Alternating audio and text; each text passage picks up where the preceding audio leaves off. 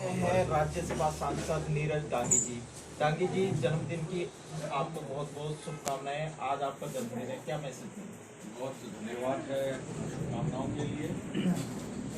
जिस तरीके से परिस्थितियां राजस्थान की और देश की हैं, चारों तरफ कोरोना का कहर है और उस कोरोना के कहर के साथ साथ इस महामारी के साथ साथ एक बहुत बड़ा मामला देश में चल रहा है किसानों का। किसान आंदोलन कर रहे हैं और उनकी जायज़ मांग है, उनका अधिकार है किसानों का कि वो अपनी फसल का सही दाम मिले।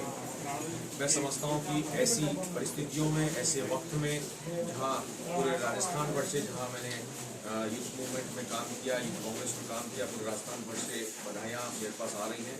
मेरा सभी से यही निवेदन रहा आज के दिन के लिए, बहुत ही शांतिपूर्ण तरीके से हम लोग जो है आज के दिन को मेरा जन्मदिन मैंने मनाने का सोचा है। बहुत तरीके से सब मिलना सबसे कर रहा हूँ साथियों से, और मेरा यही सभी लोगों से यही निवेदन है आने वाले वक्त के अंदर किस तरह से किसान भाइयों को लोग सहयोग प्रदान कर सकें, ताकि देश की राजनीति के अंदर प्रधानमंत्री इस बात को सोचें, इस बात के लिए वो झुकें कि देश में किसान क्या चाहता है, उनसे मिल करके बात करें और उनके अधिकारों को उन्हें प्रदान करने में देश का नौजवान और देश का आम व्यक्ति जो है इस मुहिम में किसानों का साथ दे। यही संदेश मैं देना चाहूँगा आज के दिन। तो वो एक सिस्टम होता है पार्लियामेंट का, उसके तहत आते हैं, पूरी राज्यसभा लोकसभा उसमें पास होने के बाद में जाते हैं।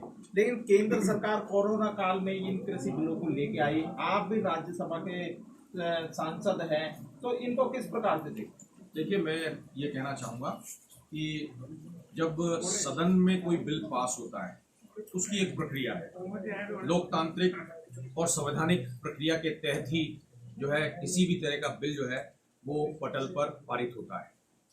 किसानों के ये तीनों बिल जो है, मैं खुद प्रत्यक्षदर्शी हूँ।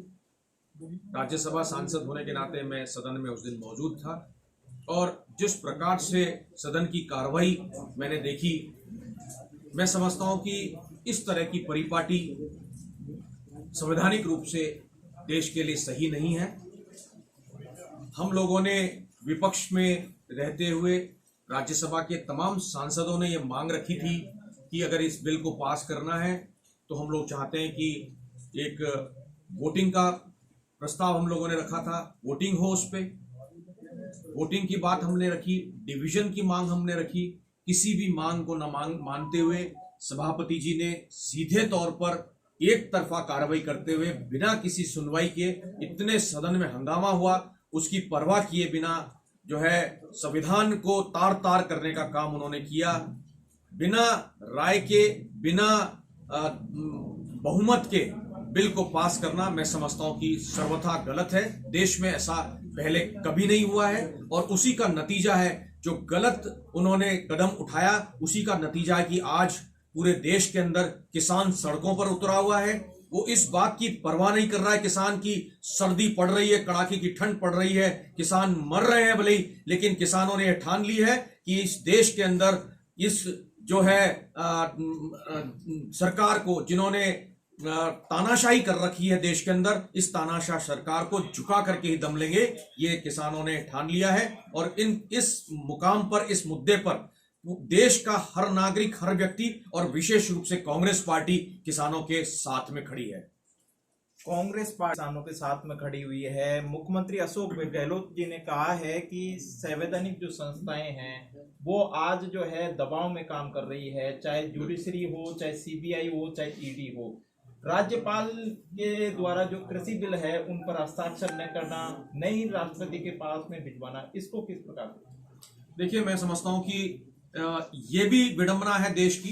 पहली बार ऐसा हुआ है कि 4 प्रदेशों के मुख्यमंत्री, जिसमें राजस्थान के गहलोत साहब भी शामिल हैं, उन्होंने एक रिक्वेस्ट राष्ट्रपति से की मिलने की प्रक्रिया इस तरह की रहती है कि मुख्यमंत्री समय मांगते तो तुरंत प्रभाव से उनसे मुलाकात होती है, और निश्चित रूप से जब मुख्यमंत्री समय मांग रहे हैं तो कोई ना कोई ज्वलंत मुद्दा होता है।